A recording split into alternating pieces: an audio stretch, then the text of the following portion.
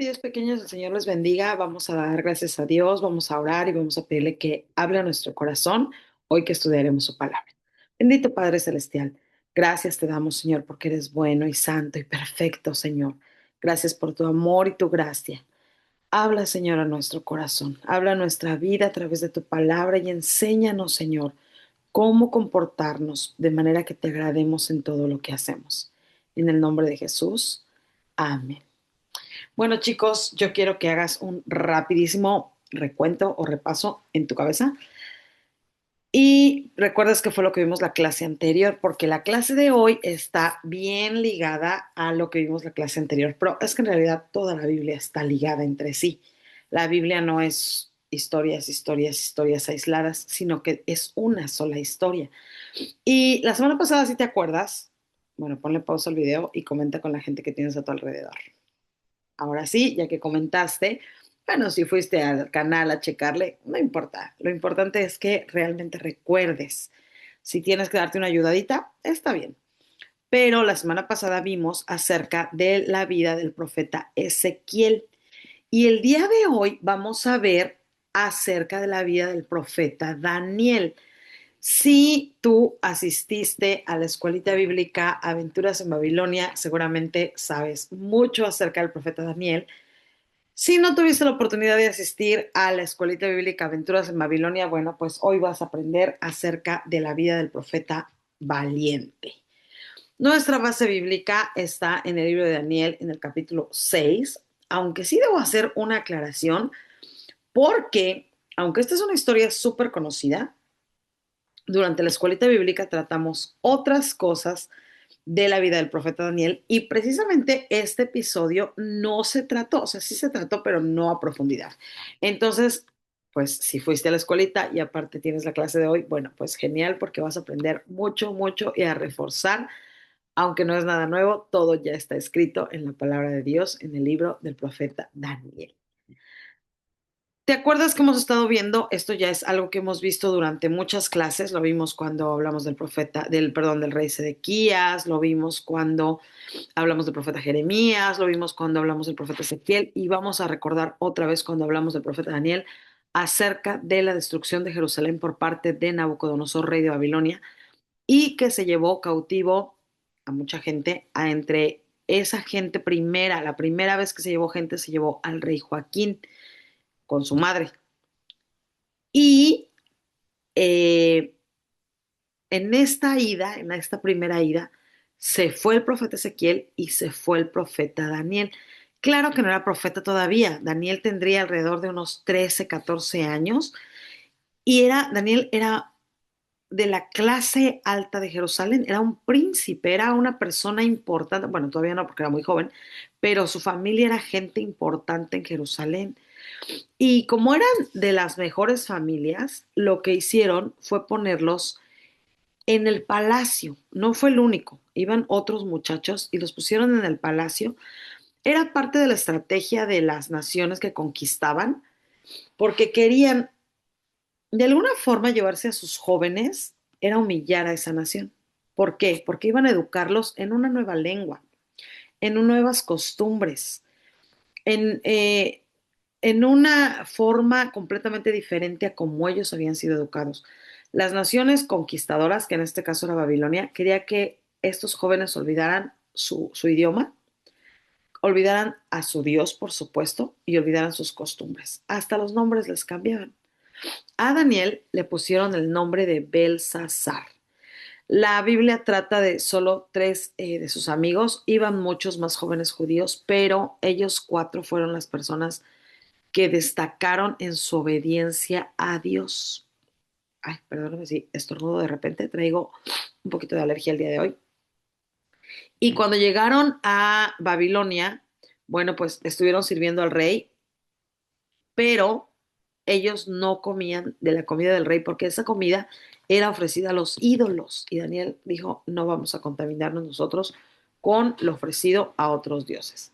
Daniel sirvió todo el tiempo del rey Nabucodonosor. El rey Nabucodonosor fue quien se llevó a los cautivos a Babilonia y hasta la muerte del rey Nabucodonosor, Daniel sirvió y bueno, le fue muy bien porque fue nombrado el jefe de los sabios. Después de Nabucodonosor, quien está en el reinado es como regente, no como gobernador principal, pero es su nieto Belsasar. Y también aquí Daniel tiene una participación muy importante porque Belsasar era un desastre. Belsasar era un verdadero desastre, era una persona que no tenía gobierno propio, era un hombre muy derrochador, era un desastre. Y entonces en una de estas, en una fiesta tan fastuosa y lujosa que tenía, aparece una mano y escribe algo en la pared que nadie logró descifrar.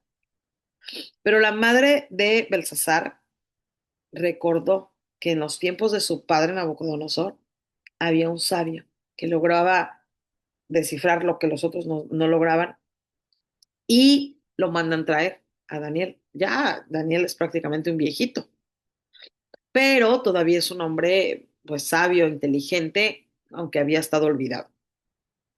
Daniel otra vez pues resurge y lo ponen ahí otra vez como uno de los sabios principales, pero esa misma noche, ay chicos, sorry, tengo de verdad mucha alergia.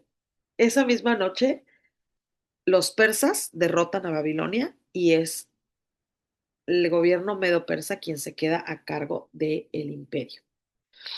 En ese momento es Darío quien se queda a cargo del imperio y Darío que conoce las capacidades de Daniel, él pone tres gobernadores y Daniel es uno de esos gobernadores. O sea, tres gobernadores para todas las provincias. Acuérdense que era muy grande el imperio y pone a Daniel como uno de los gobernadores de ese imperio, ¿no? Pero los otros compañeros le tenían mucha envidia a Daniel. Buscaron la manera de hacerle caer en alguna falta y poder acusarlo con el rey Darío, pero nunca encontraron cómo acusarlo, porque Daniel no hacía, pues, por ejemplo, no robaba, no sobornaba, no cobraba de más, no amedrentaba a las personas, o sea, Daniel se comportaba y hacía su trabajo justamente.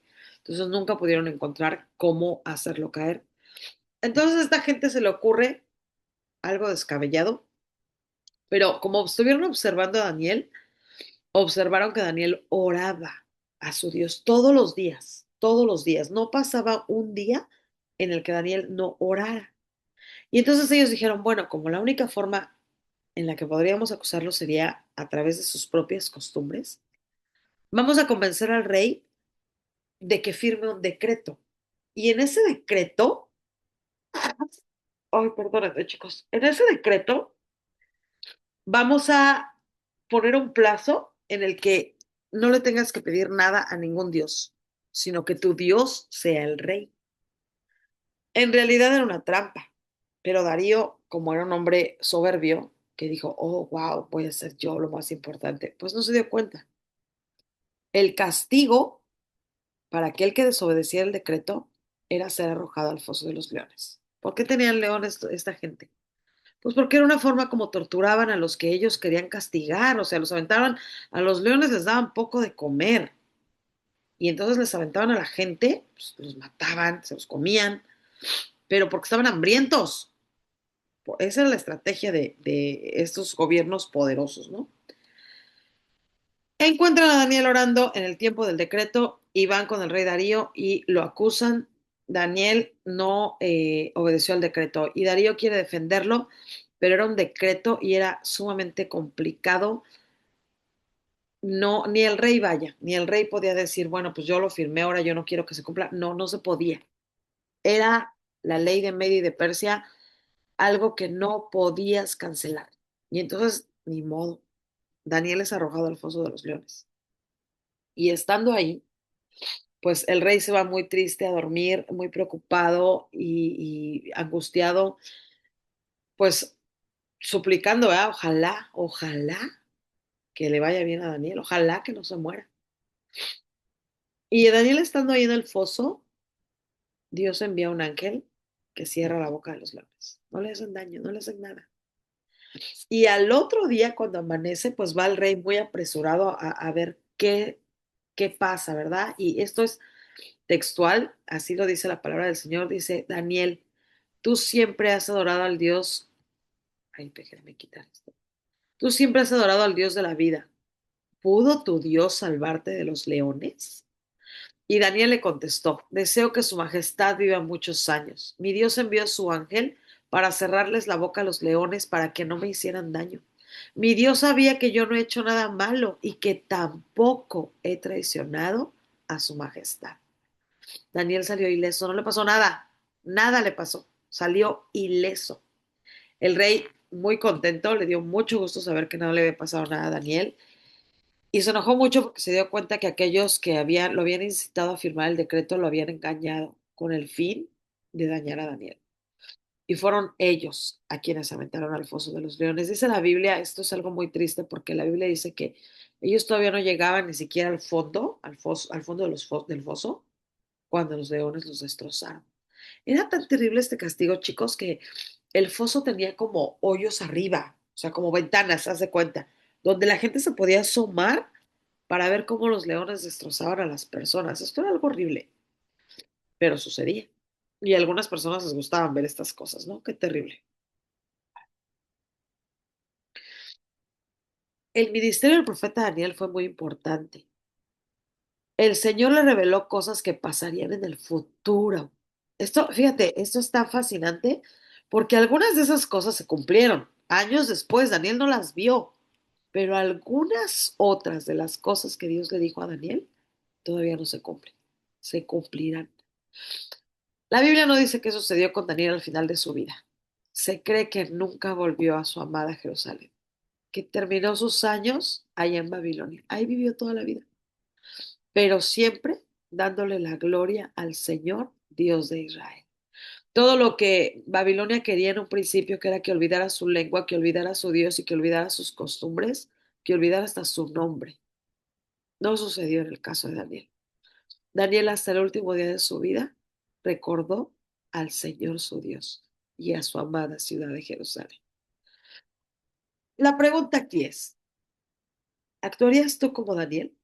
¿Harías lo correcto aun si eso te pusiera en peligro? El Señor nos ayude a obedecerle en todo lo que hagamos, chico, aun si eso nos envía al foso de los leones. Y mira lo que dice nuestro texto, es una declaración de este libro del profeta Daniel, porque Él es el Dios viviente y permanece por todos los siglos, y su reino no será jamás destruido, y su dominio perdurará hasta el fin. Este es nuestro Dios, chicos, el que nunca será destruido y que su reino perdurará hasta el fin. Vamos a orar y vamos a pedirle al Señor en esta hora, ayúdame a amarte, ayúdame a obedecerte, ayúdame a ser fiel a ti, ayúdame en todo momento.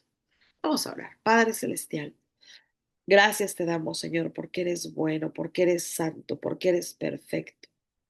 Gracias, Señor, porque nos hablas a través de tu palabra. Permite, Señor, que nunca te ofendamos, que no te desobedezcamos, Señor, sino que vivamos siempre como el profeta Daniel, dispuestos a obedecerte en todo lo que hagamos. Gracias te damos, Señor, en el nombre de Jesús. Amén. Quiero decirte que al profeta Daniel, Dios nos ama a todos, ¿verdad? A todos. Pero al profeta Daniel, esa es la única persona en la Biblia a la que se le dice expresamente, tú eres muy amado. Cuando el ángel viene y le dice, Dios escuchó tu oración desde el principio, porque tú eres muy amado. Aunque Dios no te lo haya dicho a ti y a mí, nosotros también somos amados por el Señor. Así que ora con libertad, porque el Señor nos ama, nos escucha y nos responde. Chicos, yo soy la hermana Sheina, toda enferma el día de hoy, pero nos vemos la próxima semana y seguimos con nuestro estudio del libro perdón, del estudio de los profetas. Dios les bendiga mucho, chicos. Adiós.